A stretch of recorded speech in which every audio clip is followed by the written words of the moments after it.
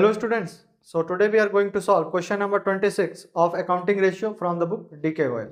Okay, now see the question.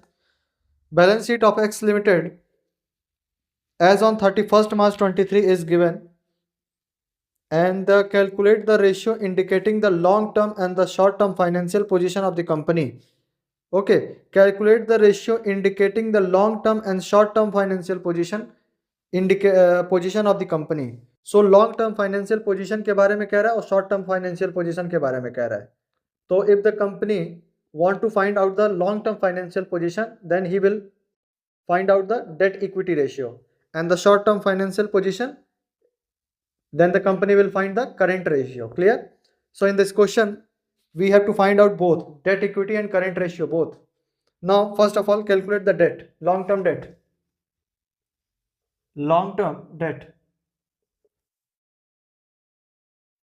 So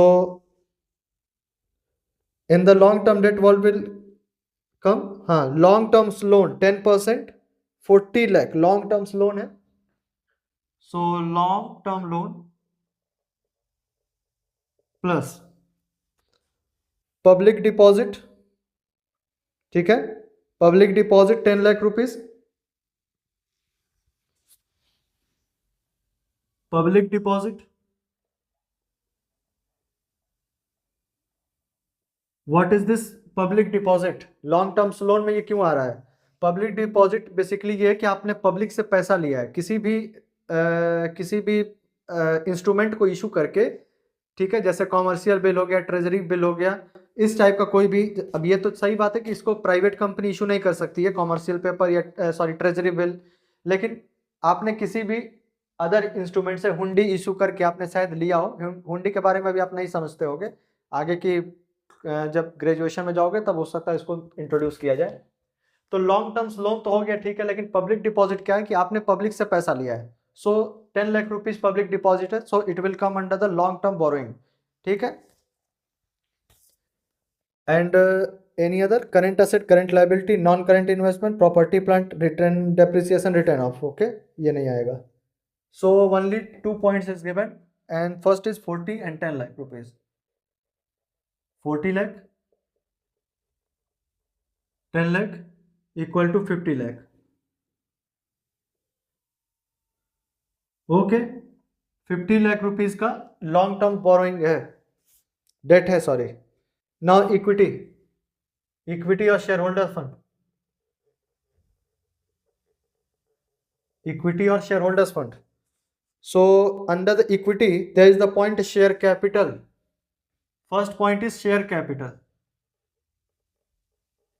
then next what comes after the share capital? Reserve and surplus. So reserve and surplus is given after the share capital. There is the point reserve and surplus, reserve and surplus plus any other things. Now the next is general reserve is given. Okay, क्या हम यहाँ पे general reserve को लिखेंगे? नहीं लिखेंगे. क्या हम यहाँ पे जनरल रिजर्व लिख दें? नहीं लिख सकते, इसको गलत हो जाएगा. क्यों? क्योंकि जनरल रिजर्व जो है इस रिजर्व एंड सरप्लस के ही अंडर में आता है. इस रिजर्व्स के अंडर में जनरल रिजर्व आ चुका है, पहले से ही इंक्लूडेड है. इसके अंदर कैपिटल रिजर्व भी इंक्लूडेड है. ओके, तो अगर आगे कहीं कैपिटल रिजर्व भी होता तो भी ना लिखते. बात समझ में आ रही है?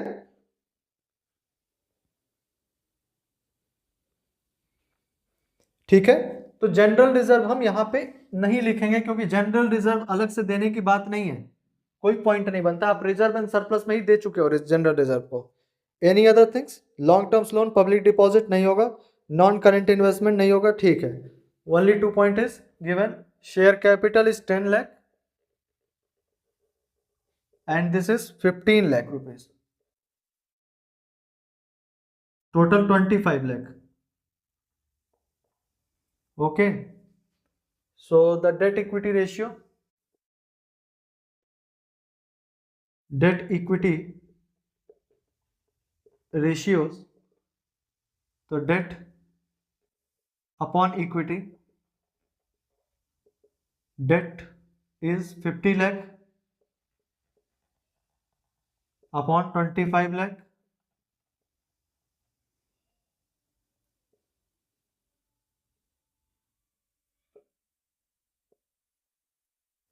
2:1, क्लियर है, 2:1, हाँ it is right. Now the current ratio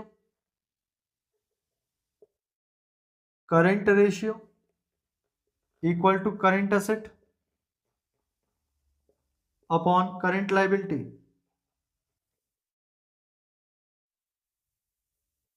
And both are given. Current asset is 16 lakh and 10 lakh. 16 lakh, 10 lakh.